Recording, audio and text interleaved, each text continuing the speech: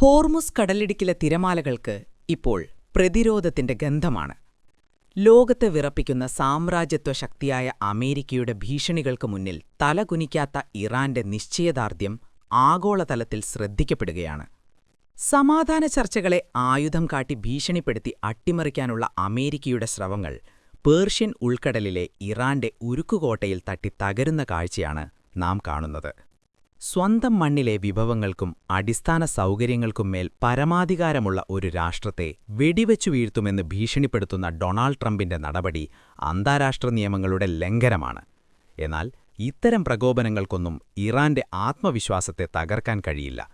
ഉപരോധങ്ങൾ കൊണ്ട് ശ്വാസം മുട്ടിക്കാൻ നോക്കുമ്പോഴും തങ്ങളുടെ സമ്പദ്വ്യവസ്ഥയെ സംരക്ഷിക്കാനുള്ള കരുത്ത് തങ്ങൾക്കുണ്ടെന്ന് ഇറാൻ ഓരോ നീക്കത്തിലൂടെയും തെളിയിക്കുന്നു. ഹോർമുസ് കടലിടുക്ക് തങ്ങളുടെ നിയന്ത്രണത്തിലാണെന്ന അമേരിക്കൻ അവകാശവാദം വെറും പൊള്ളയാണെന്ന് തെളിയിക്കുന്നതാണ് ഇറാനിയൻ കപ്പലുകളുടെ ചലനങ്ങൾ.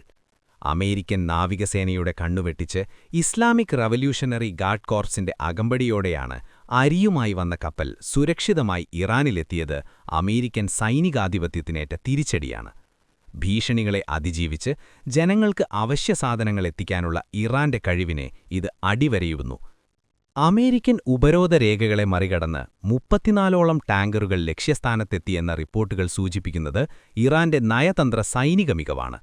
സാമ്പത്തികമായി ഒറ്റപ്പെടുത്താൻ നോക്കുന്നവർക്ക് മുൻപിൽ പുതിയ വഴികൾ കണ്ടെത്തിയും സഖ്യങ്ങൾ രൂപീകരിച്ചും ഇറാൻ മുന്നേറുകയാണ്. ലോകത്തെ എണ്ണ വിതരണത്തിന്റെ നിർണായക ഭാഗം കൈകാര്യം ചെയ്യുന്ന ഹോർമുസിൽ ഇറാനെ മാറ്റി നിർത്തിയുള്ള ഒരു കളി സാധ്യമല്ലെന്ന് അമേരിക്ക തിരിച്ചറിയേണ്ടിയിരിക്കുന്നു. സമാധാന ചർച്ചകൾക്ക് തങ്ങൾ തയ്യാറാണെന്ന് ഇറാൻ പ്രസിഡന്റ് മസൂദ് പെഷഷ്കിയാൻ ആവർത്തിച്ചു വ്യക്തമാക്കുന്നുണ്ട്. എന്നാൽ തോക്കിൻ മുന്നിൽ നിർത്തിയുള്ള ചർച്ചകൾക്ക് ഇറാൻ വഴങ്ങില്ല എന്നത് അഭിമാനകരമായ നിലപാടാണ്.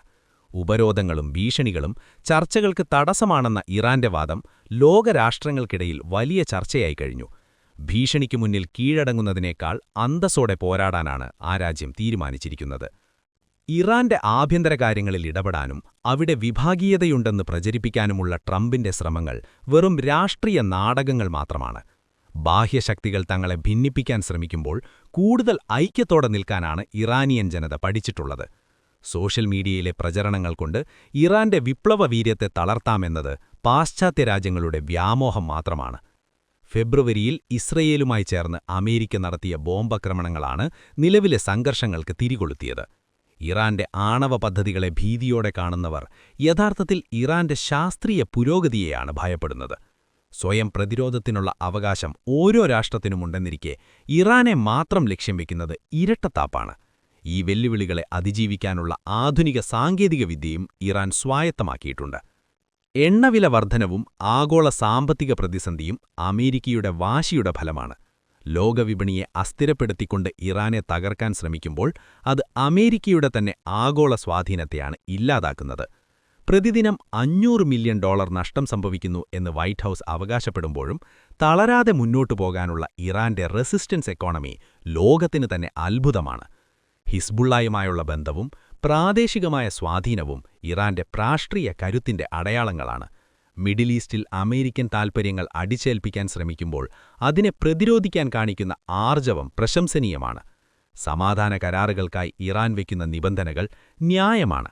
അത് തങ്ങളുടെ അന്തസ്സ് പണയപ്പെടാത്ത സമാധാനമാണ്. അടിച്ചമർത്താൻ നോക്കുന്തോറും കൂടുതൽ ശക്തിയോടെ ഉയർത്തെഴുന്നേൽക്കുന്ന ചരിത്രമാണ് പേർഷ്യയുടേത്. അമേരിക്കൻ നാവികസേനയുടെ ഉപരോധങ്ങളെയും ട്രംപിന്റെ വെടിപ്പുത്തരവുകളെയും ഇറാൻ നേരിടുന്നത് തികഞ്ഞ തന്ത്രജ്ഞതയോടെയാണ്. നീതിയുടെയും പരമാധികാരത്തിന്റെയും ഈ പോരാട്ടത്തിൽ ഇറാൻ വിജയിക്കുമെന്നും സാമ്രാജ്യത്വ അഹങ്കാരത്തിന് പേർഷ്യൻ മണ്ണിൽ മാപ്പില്ലെന്നും ഈ സംഭവങ്ങൾ ലോകത്തിന് കാട്ടിക്കൊടുക്കുന്നു.